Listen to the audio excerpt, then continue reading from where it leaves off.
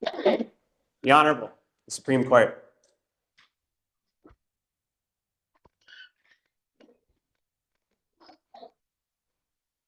Good morning, everybody. Thank you very much. Please be seated.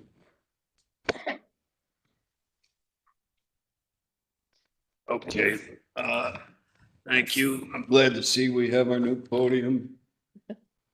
Really pleased about that. Please call the case. Morning, Your Honors. Matter before the court this morning is the case entitled In Re K.M., case number 24 AP 027. Representing the appellant, K.M., is Susan Garcia Nofi. Seated at counsel table with Attorney Garcia Nofi is Barbara Prine. Representing the appellee, Department of Disabilities, Aging, Independent Living, is Benjamin Chater. Seated at counsel table with Attorney Chater is Shakia Woods. Thank you very much. Good morning, counsel. Please come on up to the podium if you would. I don't know how you adjust that if you want to, but somebody here, I'm sure, knows how. You all set? Yes, Your Honor. Okay, please go ahead. Good morning. May it please the court, Susan Garcia, Nofi, Vermont Legal Aid for the appellant. This case is about the Human Services Board's failure to carry out its duties as the administrative forum for resolving Medicaid disputes after the Department of Disabilities, Aging, and Independent Living stopped providing services to an eligible Medicaid recipient. Our client K.M. has a developmental disability, a seizure disorder, and other diagnoses. And for more than 20 years, he has been approved for and had been receiving home and community-based services funded through long-term Medicaid. However, for the last... While always living with his mother, was that, there was no ever independent living, was there, or? I don't believe so, Your Honor. And he has been living with his mother at all times relevant to this case, and the services were to bring him out into the community and to assist him with personal care. And there's no dispute that he is medically entitled to these services. Yes, Your Honor. The services at issue are services that the department itself determined were medically necessary. Is Washington County Mental Health still being paid for the, I think it's some $80,000 allocation to them to provide for 30 hours? That is a good question, Your Honor, and I don't know Is it that that's in record? I don't know that that's in the record, but the funds were certainly approved and allocated to provide the services through Washington County Mental Health. Okay. And who decides who provides the services? There are designated agencies for each geographic area in the state, and that's how Dale, the department, provides. So Dale was the one that makes the decision. So the claimant can't say, I want a different provider. I believe that in some cases, the claimant can choose a different designated agency if that agency will accept them. But the idea is that there is an agency designated for each region so that no one gets turned away and finds themselves without a provider of service. Geographically located, is it? Geographically located, yes, Your Honor. Thank you. When the majority of the services stopped, and most of them stopped being provided for the last 4 years, causing K.M.'s condition to deteriorate, K.M. appealed to the Human Services Board because the board's enabling statute and the Developmental Disabilities Act give the board jurisdiction over cases where the department fails to act with reasonable promptness. K.M. asked the board to make a finding that the department had stopped providing the services and had failed to act with reasonable promptness. And he asked the board to issue an order directing the department to provide all of the services that it had found him eligible for. Ms. Garcia, I couldn't find anywhere in the record indicating that there was some additional behavioral issues with your client that would preclude services. It all had to do more with allocation of resources from the provider. Is that correct? It wasn't like he became so difficult nobody could deal with him. It was the fact that there were not enough services were not able to be provided because of staffing shortages. That's right, Your Honor. Staffing shortages are a real problem, but it's our position that the department didn't do enough in this case to address that problem so that they could provide all of the services that they were required to provide. What is it that you think they should do Excuse me, Your Honor. to address the services issued? Well, what this case is about is what the board should have done. The board didn't issue an order on the merits. They simply dismissed the case. We are asking the board to make a decision on the merits and to order that K.M.'s services that he was found eligible for are provided to him. How the department gets there, whatever decisions they need to make policy-wise, budget-wise, that's up to the department. All right, thank you. And Ms. Garcia Dunphy, do you find that perhaps the Department of Dale misunderstood or misread what you were requesting rather than services for KM under Herzegovich? They seem to consider your request to be addressing these shortages and the lack of funding that's available to the agency. So therefore, they can't give your client any of the services that he's entitled to under the order. That's right, Your Honor. We believe that the department and the board misconstrued our request. What we actually. And they misconstrued the case, correctly? Did they in fact then misconstrue the holding?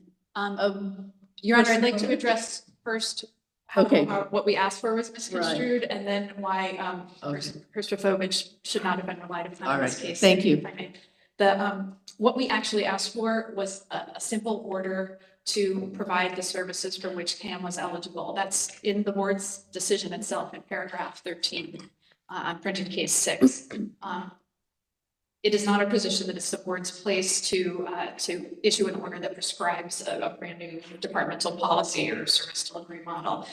This case is not the Herzegovich case. KM was not asking the board to strike down a departmental statewide policy. KM was simply asking for an individual order in this individual case. Solely Yeah. for him, solely for his services, correct? That's correct, Your Not for Honor. anyone else's or for any other unserved person in that county. That's correct, Your Honor. We requested an order that the department provide the services that KM has been found eligible for. And the board has the power to issue that order under the plain language of 3091D, which allows for it to order prospective benefits. The board and the department rely on Herzegovich incorrectly to say the board can't issue an injunction, it can't tell the department to do anything here, but they do not address the prospective benefits language that is right in the statute that is clearly within the board's power. So if I know you have been interrupted a lot, but I want to make sure before your time runs out, this issue of prospective benefits seems to be at the heart of the case that we're trying to decide here today. Am I right? That's right, Your Honor. We would gladly accept an order that the department provide the services, whether it's called injunctive relief, declaratory relief, or prospective benefits, but certainly the prospective benefits language is the clearest and cleanly authorizes the board to order the department to. But the appellee is arguing, as I understand it, I've read in the brief, that you're looking for a decision that is, you're looking for an order that would issue a generalized order regarding who qualifies for services amounting to systemic changes beyond the scope of the specific decision that's under review. You agree with that? We do not agree with that, Your Honor. How so? What we asked for was an order in KM's case, and it's not the board's role to prescribe a generalized policy. What the board said in its decision was that it was concerned that simply telling the department to order the services without telling them how they needed to get there would not give the board enough information. But in order telling the department to provide the services in this case would not be too vague for the department to comply. The services that are. So you're not looking for a generalized order, if you don't mind me getting hung up on that language. No, Your Honor, we are not looking for a generalized order. We are looking for a specific order for the department to provide KM with his enumerated services, which are listed in the board's decision. It's known to the department what they need to do. Yeah, the board took evidence, right? No, Your Honor. Oh, it did not? No, the board dismissed the case before Oh, the that's department right. could respond I'm to our sorry. motion for summary judgment and statement of undisputed Right, facts. right. So if we reverse the board, then it goes back for a merits hearing.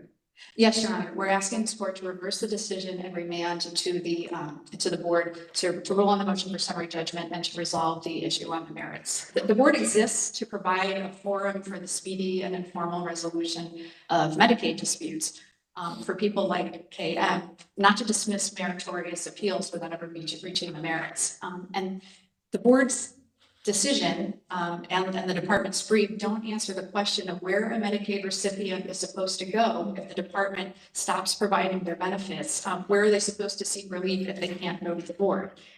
And it can't be that there's no remedy at all. And it's the implication of the board's decision that KM should have filed directly in Superior Court, which doesn't make any sense given that the board also acknowledged that it does have jurisdiction in this case.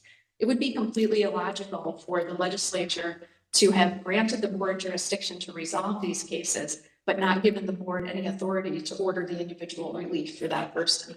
You're seeking injunctive relief, aren't you? For the order that your client has for services, you're asking that be provided. Your Honor, we're seeking an order directing the department to provide KM with services, whether that's called injunctive relief Or declaratory. or an order for prospective benefits, which clearly the board can order. Okay. And whether So you are taking the position that the board is empowered to order injunctive relief? we're taking the position that the board is empowered to order prospective benefits and tell the department that they need to provide the services. Isn't that equity, though? Prospective benefits in order for something to happen in the future, isn't Your it Honor, equitable? it's a power that the legislature gave to the board. And whether or not the department complies with that order in the future, that's not the test for whether the board has the authority to issue that order in the first place. Future compliance is not the board's concern. If the board ordered the department to provide the services, we trust that they would find a way to provide them. But if they didn't, enforcement of a board's order would be within the jurisdiction of this court under 3091G. The board's job here was to make real findings of fact as to whether the department failed to provide the services with reasonable promptness, and then to enter an order based on the facts found, which we believe should be in order to provide the services that it found were medically necessary for KM. And the board didn't do its job here. It didn't function as the administrative tribunal that it's supposed to be for low-income and medically vulnerable people like our client. And the board shouldn't be dismissing a meritorious appeal where it clearly has jurisdiction without reaching the merits of the case. So eligibility is a non-issue in this case. That's correct, Your Honor. So that's why we're asking this court to reverse the board's decision dismissing the appeal and to remand the matter to the board to rule on the motion for summary judgment and issue a decision and an order on the merits of the case. And we'd ask this court to hold that the board does have the authority to make a finding that the department didn't provide the services with reasonable promptness, and if it so finds, to issue an order to provide those services prospectively to our client. Okay. If there are no further questions, may I reserve the remaining? Thank you, Gordon. Thanks. All right, we'll hear from counsel for the appellee, please.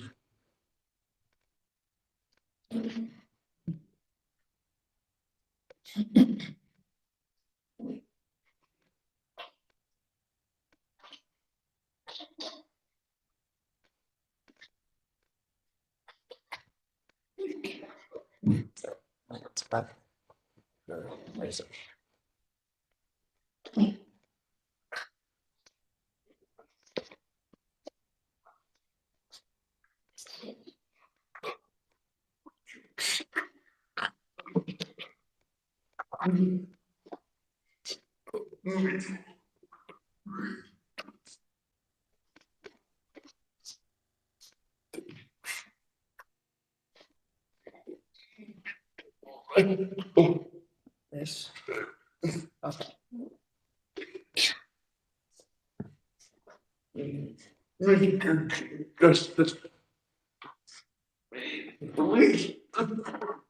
Thank you. Good morning.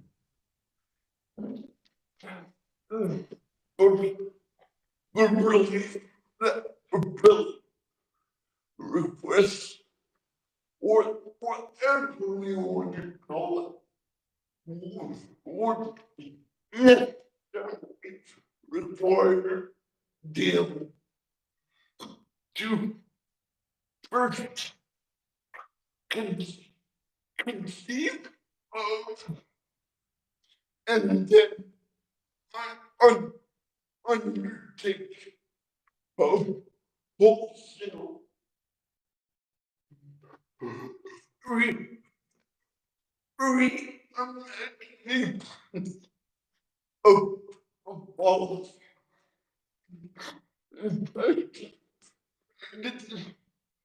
but government developmental services in Vermont deal would have to figure out how to undertake something without the benefit of any specific guidance in this, this endeavor would not necessarily result in ability getting all the services that each element.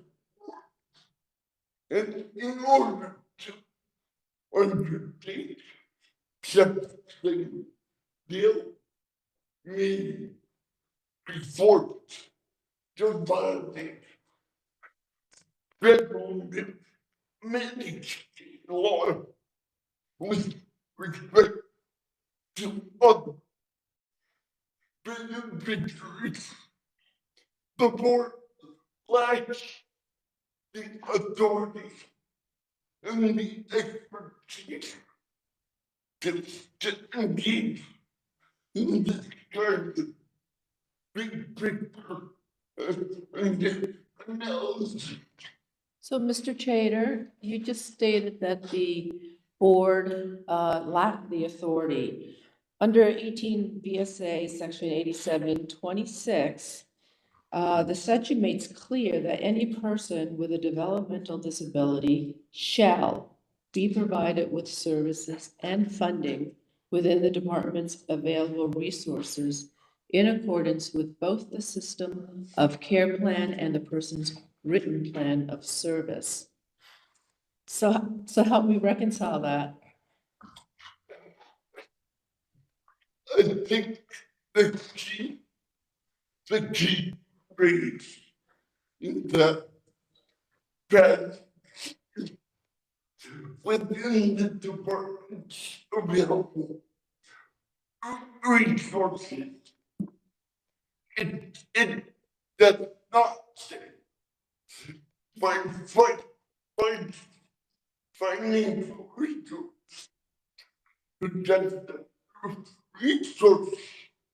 resources are human resources in the in that statute. The court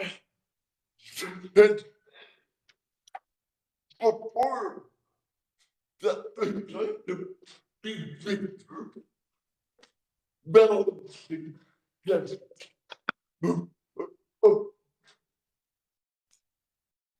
very different interests that would be required you invest left the courts, not just the board. Be, be, because the court or better to be looked at in the court. This is when versus you Hamilton. The court or better to be to look at the relative convenience or inconvenience. A relative injury itself to be cured as compared with the hardship Attorney Trader, may I interrupt you? I'd like to ask a question about the authority of the board to order prospective benefits. And I think the appellant is arguing under Title III, Section 3091, that the board has authority to order Dale to provide prospective benefits. But as I read your brief, you're saying the opposite, that if I've got it right, you say the board is only authorized to affirm, modify, or reverse a decision of Dale. But what's the difference here? What am I missing? It looks like the two of you are not actually saying anything that's substantially different. Well, I think it's important to remember here that in this case, Bill made no decision. Oh, there might be where the department is a new decision, but in effect, denying of applicant respective benefits. In that case, the board may would have authority to reverse that decision. The effect of that decision could be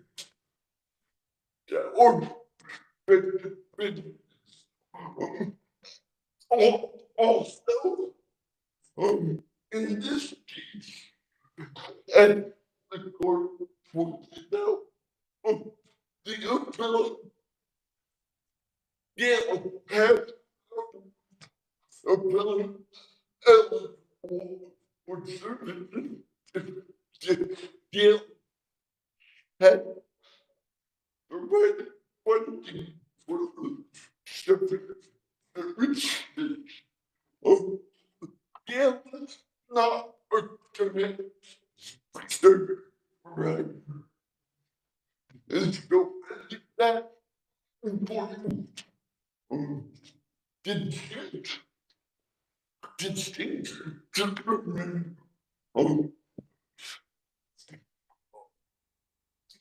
That it's really the designated agency that provides the service. Obviously, but that's done with Bill. Bill does have responsibility under federal Medicaid law. They're not, they're not providing.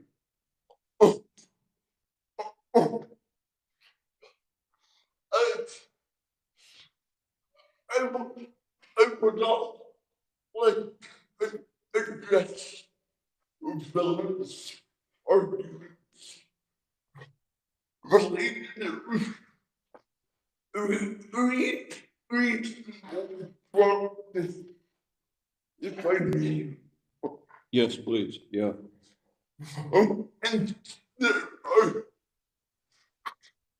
there's only 4 points I'd like to briefly touch on.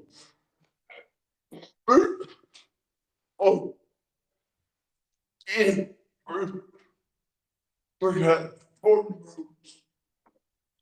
the Gale Enablement Statute, Title 18, Section 8723, gives Gale the responsibility to administer federal funded services within within the limit of available resources.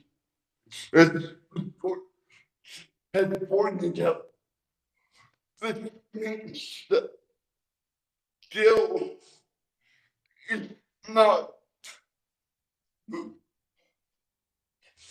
the, the, the ultimate end of the whole jail. The jail has realities that are extremely instead jail must administer preventive, but they are not on instead responsible of saying the ability of the words that he bring this What other form?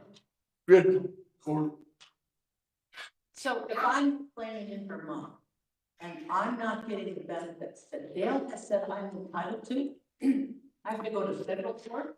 I can't go to the Human Services Board. What's the Human Services Board doing there? the human service form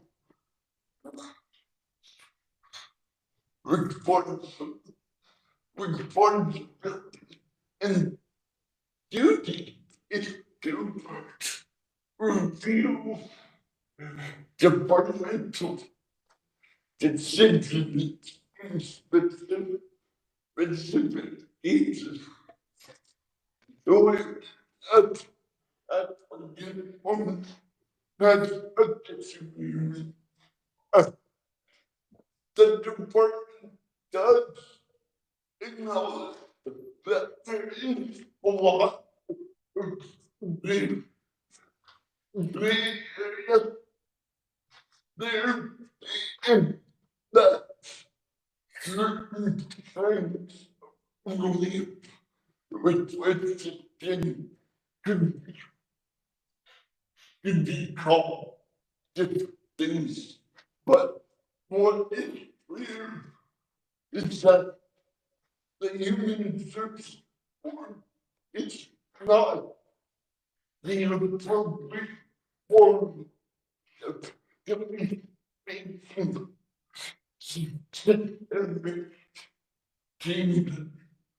But they're not asking for systemic changes, are they? I mean, what's not specific or too vague about the Human Services Board granting prospective relief that the person here, the claimant, should get the services to which Dale has decided he's entitled? That seems very specific and not too vague. that is a very good I would know how that ability pointed to no Gates law.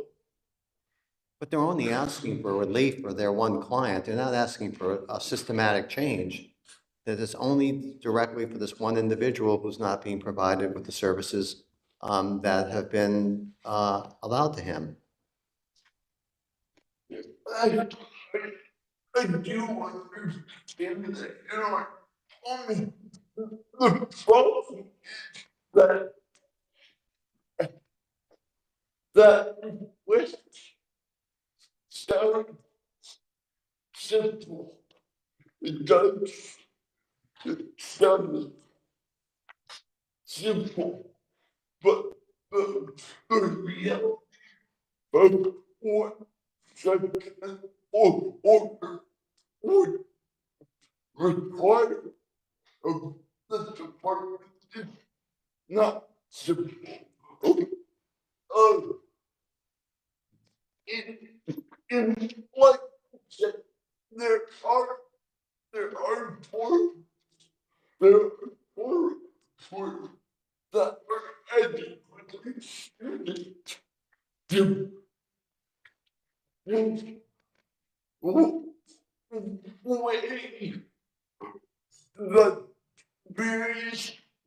enormous interest in systemic working that would implicate in that kind of decision here. The human service board is not that board. And it's as a decision, a specific decision by the department to terminate benefits. There was no decision when for terminating benefits. You so at the end in the totality, it's clear that well there are four where the things could be added and fully litigated and considered by both attorneys and parties. That the human service board is not that body. Okay, Mr. Chief Justice, yes, I know that Chater's time for oral argument has expired, but may I ask one last question? please, yeah, yeah. Thank you. Mr. Chater, so you have argued to us that the Human Services Board is the inadequate forum for KM to pursue any of the services that have been abated because of various reasons with Dale and with having the ability to provide services. But 3 VSA section 3091A specifically says, if a recipient has a claim for assistance, benefits, or services that is not acted upon with reasonable promptness, the Human Services Board must grant him the opportunity for a fair hearing. So does that not say that the Human Services Board is the proper venue for KM to pursue his grievance? The key word in that statute is a claim. A claim for assistance. We would argue that means if the department does not actually application for benefits, then appearance would be appropriate. I looking for I cannot see the red light. That's It's okay. okay. Thank you. Thank you very Thank you, much. Mr. Chater. Thank you very much.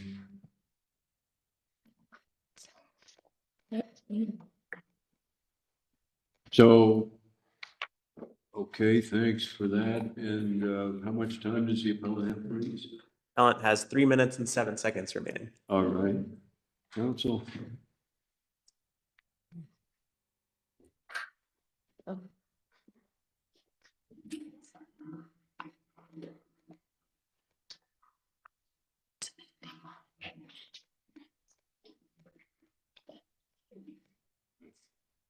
Counsel, doesn't your request here force a provider like Dale to choose one eligible person over another? Your Honor, to the extent that there's any issue of fact about whether providing our client with his services would necessarily be taking away services from someone else, or to the extent that there's an issue of fact in this case about whether the department really is limited by or acting within its available resources, that's an issue of fact that the board never reached. It never took any evidence on that, and never, the case never got any further. As you know, they didn't even rule in the motion for summary judgment. The case was simply dismissed before that was. So how important is the word prompt? The word prompt on a prompt hearing, especially in light of other, so other places where you could have a remedy such as federal court or state court and the like. Yes, Your Honor, this court has held in Stevens versus Department of Social Welfare that that's the reason the board exists, to provide an informal and prompt, reasonably rapid forum for resolving these disputes. And it's also in the statute, the Vermont legislature put the reasonable promptness requirement in the Human Services Board statute for a reason, so that vulnerable Medicaid recipients didn't experience unjustified delays in receiving their benefits. And that would be meaningless if the board didn't have any authority to grant relief in a case that it acknowledges it has jurisdiction. The appellee argues that the Human Services Board is in the correct form, but the Human Services Board itself ruled that it had jurisdiction in this case. And the biggest difference in this case, between this case and the Husrafovich case, is that the recipients in Husrafovich, although their services had been decreased, they were still receiving all the services that the department had determined were medically necessary. They were getting the medically necessary level of services. There's no dispute in our case that KM is not receiving the services that the department itself has deemed are medically necessary. And 4 years, whatever reasonable promptness might be construed to be by the Human Services Board, if it's for remand, or by the court, it's our position that 4 years is not a reasonably prompt time for our client to do without needed services. Thank you. Okay, thank you. Thank you very much.